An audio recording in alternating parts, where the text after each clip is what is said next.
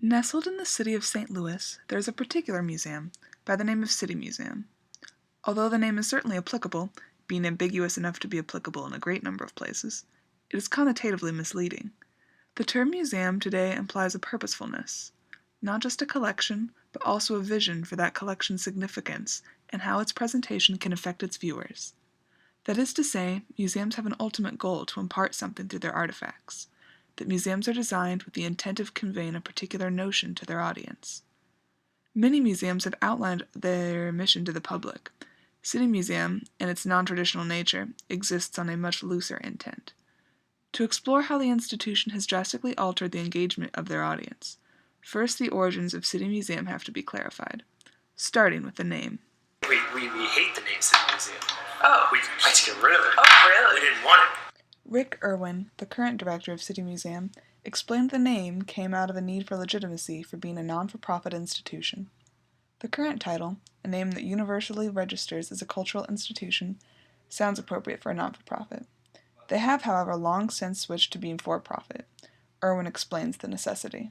Just do it. Literally, if I want to do something, I just say, okay, let's just go. And that's the way Bob was. And Bob just started putting holes in walls. And that's what we didn't like nonprofits, because as a nonprofit, you got to go through the board. You got to say, I want to do this. You got to get your bids. By the time you're done with the entire process, you forgot why you did it. And everything in here is exactly what we want to do. The freedom to just build stuff is fundamental to City Museum. They are not concerned with pleasing the public, but rather fulfilling their own visions. Inspired by their creative ideas, they built with whatever they had. The museum itself came from the modest beginnings of a parking garage. Floors were parking garages. I mean, it's completely polished concrete. The building was owned by WashU. Oh, I go there. I believe it's WashU. Slew of WashU, but I'm pretty sure it's WashU. We were the original. This building and the building in front of us was the headquarters, and this was the distribution center. So the shoe shafts are literally, they put shoes on them and they slide down to the loading dock. Yeah. Built in 1930. Tennessee Williams worked here when he wrote the Glass Menagerie. The world's tallest man from Alton was the spokesperson for the museum. And the building, the shoe company was doing so much business, they created millionaires in the 40s and 50s. Like, it's just ridiculous. They were so big. I think the shoe company disbanded around the 60s. I don't know if you've seen anything of. Where are you from?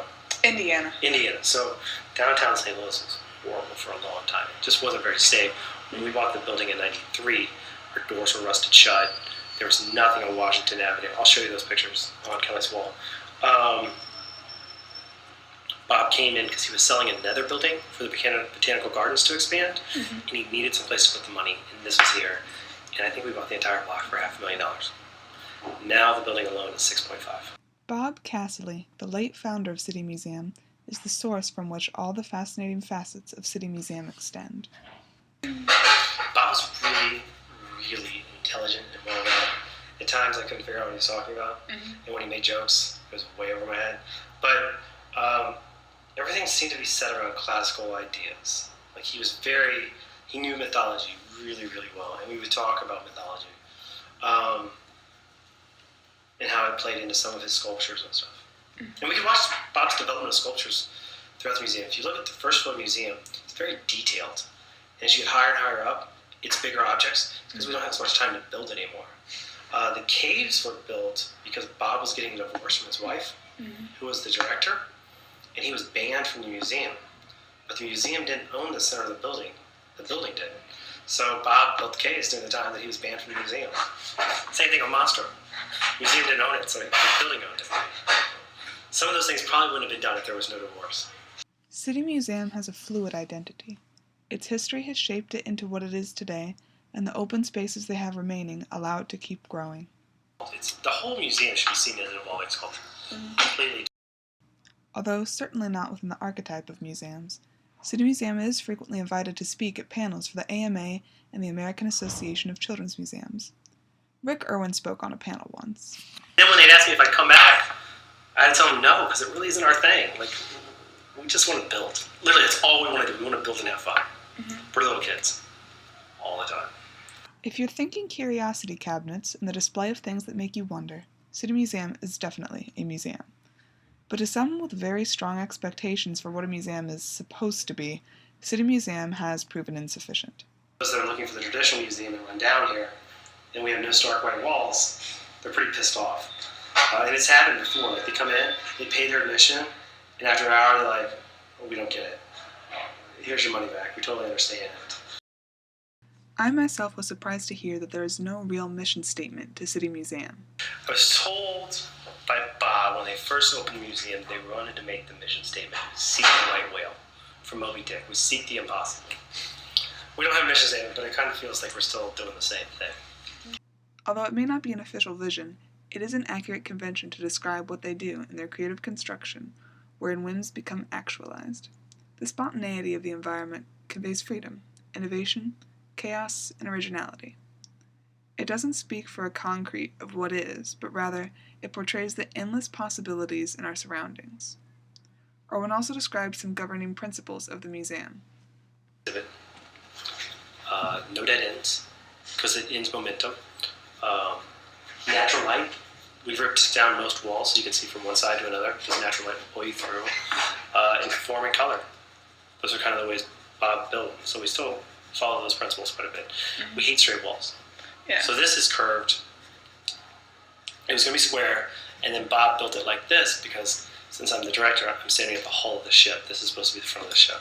So we've always got little things in there. The interconnectivity of concept and design, as in the hull of the ship, appears over and over throughout the museum. Marian Nichols, who has been working at the museum for 13 years, having started volunteering promptly after her first visit, is now known as the Snowflake Lady, guiding guests through paper-cut snowflakes in a six-sided room that Castley had built to complement her six-sided flakes. Another core aspect of the museum is the seeming disorder, the conglomeration instead of organization. There are, for example, no maps. Every journey is trailblazing. If I make a map and I say this is Architectural Museum, kids won't go there. But if they wander it, they might find something they like. So they're more apt to just experience something new. The freedom to wander aimlessly is contrary to most museums, which are designed to be clearly navigatable, with set paths and logical directions to take you through the space. People make themselves subject to the museum and follow its agenda. In City Museum, however, the audience is allotted a new role. Irwin describes ideal visitor behavior. I want you to explore. I mean, that's the thing, but then you also got to use common sense when you're exploring. Like, pay attention to your surroundings. It's the same as if you're in the mall or anywhere else. Just look at the ground. I mean, that kid that knocked on the glass and then jumps through it, or this guy jumping, you know, there's some common sense that needs to be, things need to be respected, or nothing. But it is really to have you interact and explore with things, and kind of see new opportunities for the way things are used. Like that pipe organ wall, or the steel pans downstairs. I have little magnifying glasses everywhere that no one's ever figured out. They're in little holes. If you ever stand far enough back, everything flips upside down. It's just a really cool perspective of the first floor. Exploring would be the main thing. And also, with that, because a lot of families come here, it gives parents and kids the opportunity to interact in ways that they wouldn't normally do in contemporary society. You don't have tunnels and caves that you can just go access all the time. Here you can. And then on another level, it allows grandparents at times to interact with their kids. As you're walking into Architectural Hall, it's Edward Bates School. That grandparent may have went there. So the facade of the school is right there. There's a dialogue starting between the kid. So those are always neat. It's a lot of fun. One of my favorite things is when you see a parent or somebody go down a slide and they were scared, and the kids that are like, yay, you did it! Like, it's the complete opposite of the parent bringing to the kid, you can do it. There are a lot of fears that are overcome here at the museum. City Museum facilitates engagement between the audience and the museum itself through exploring, but also creates an environment where families and groups can engage together. In many museums, the role of the audience is to engage intellectually, and contemplatively observe displays. Some institutions, like children's museums or science centers, offer more interactive activities, but even then, parents frequently sit back on a bench, removing themselves from the experience, and leave activities to their kids. Even when opportunities for engagement are facilitated, they do not necessarily motivate people to interact with one another or the museum itself. City Museum, however, has overcome this challenge and created an environment of universal engagement, inspiring all people to actively participate. City Museum has something for any audience. Not many museums can boast both an alcohol-serving bar and play areas for kids under 6. The shift from observation to exploration as ideal visitor activity can be attributed to City Museum's lack of ulterior motive. Most museums are heavily laden with signs to teach their audience the facts about their subject, while City Museum is almost void of signs entirely, excepting the Architectural Museum. City Museum fosters imagination in this way, by not explicitly explaining things, letting the visitors marvel at all the possibilities. The only things City Museum does put signs on are those of exceptional curiosity, like some local outhouse archaeological finds.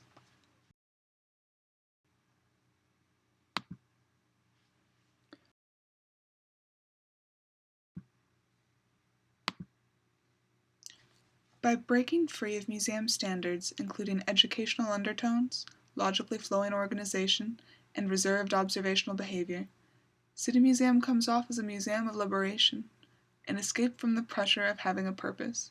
It creates an entirely new atmosphere. It throws the visitors into an unfamiliar, potentially uncomfortable, environment, but a situation where they are no longer restrained, free to explore and to create an individualized experience. No longer registering the museum as an overpowering authority, the City Museum audience is allowed to define the value and meaning